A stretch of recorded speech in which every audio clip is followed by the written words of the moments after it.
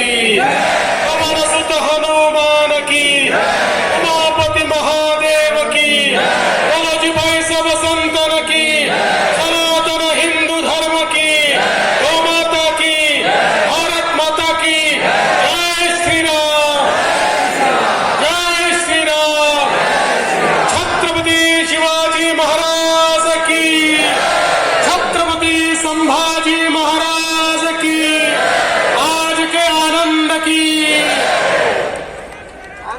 आज के इस डायरों में यहां पर उपस्थित हम सभी के लाडले सांसद गोपाल शेट्टी जी, विधान परिषद में हमारे गठ के नेता प्रवीण दरेकर जी, और जिन्होंने ये बहुत ही सुंदर कार्यक्रम हम सबके लिए आयोजित किया। वैसे तो उन्होंने अपना वर्णन सुदामा के रूप में किया है, लेकिन ये ऐसा सुदामा है जो विचारों में कृष्ण से भी समृद्ध है। भारत माता की। बहुत ही कर्मठ और बहुत ही प्रामाणिक इस प्रकार के हमारे विधायक मेरे भाई योगेश सागर जी, भाई गणेश जी, सभी मंचासीन महानुभाव और उपस्थित सभी बहनों और भाइयों, सबसे पहले मैं हमारे उस्मान भाई का और माया भाई का बहुत बहुत दिल से स्वागत करता हूं और आभार व्यक्त करता हूं कि आपने यहां पर भक्ति का जो सागर तैयार किया है, एक और योगेश सागर है और दूसरी ओर भक्ति का सागर है, और आपकी आवाज का जादू ये चुंबक की तरह है। ऐसा लगता है कि रात भर चलता ही रहे, और डायरों तो रात भर चलता है, लेकिन आजकल सुप्रीम कोर्ट थोड़ा बीच में रोक देता है, तो जब तक चलेगा तब तक चलेगा।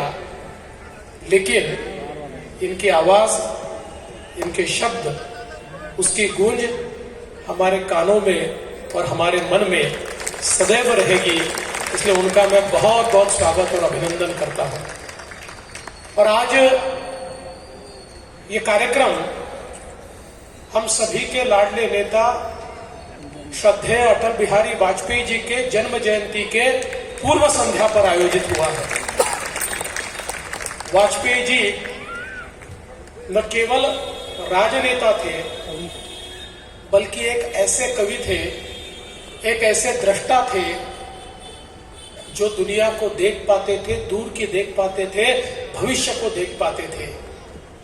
अटल जी को एक समय लोकसभा में तंज उन पर कसते हुए विपक्ष एक नेता ने कहा, अरे अटल जी, आप तो बड़ी बड़ी बातें करते थे, आप कहते थे 370 हटेगा, आप कहते थे राम मंदिर बनेगा, अब तो प्रधानमंत्री बन गए, अब बताओ कब 370 हटेगा, कब राम मंदिर बनेगा। अटल जी ने कहा, ये तो सारी चीजें हमारे मन में है, अभी तो 22 पार्टियों की सरकार चला रहा हूं।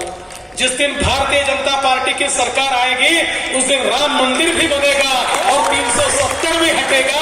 अटल जी की उस बात को हमारे यशस्वी प्रधानमंत्री नरेंद्र मोदी जी ने पूरा करके दिखाया। 370 भी हटा और राम मंदिर भी बना। और जो लोग कहते थे राम मंदिर तो बनाओगे पर तारीख कब बताओगे, उनकी छाती पर चढ़कर कहता हूं 22 जनवरी को आ जाना। राम मंदिर का निर्माण हो चुका है। 1528 में बाबर के सेनापति मीर बाकी ने हमारे दिल पर जो घाव किया था, जो चोट दी थी, राम मंदिर को ध्वस्त किया था, प्रभु श्री राम लला की मूर्ति को चूर चूर किया था और राम मंदिर को दबाकर वहां पर बाबरी ढांचा तैयार किया था।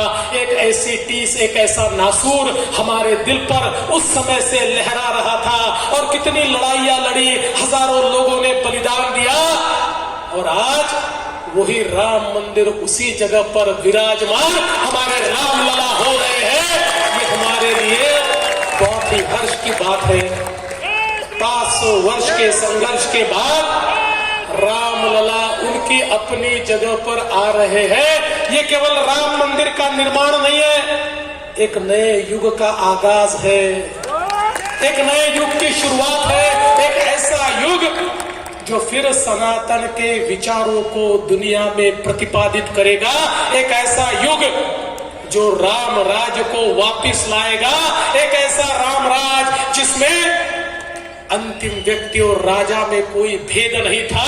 जो अंतिम व्यक्ति को अधिकार था, जो राजा को अधिकार था, वही अंतिम व्यक्ति को अधिकार था। उसी राम राज की ओर हमें हमारे यशस्वी प्रधानमंत्री मोदी जी लेकर जा रहे हैं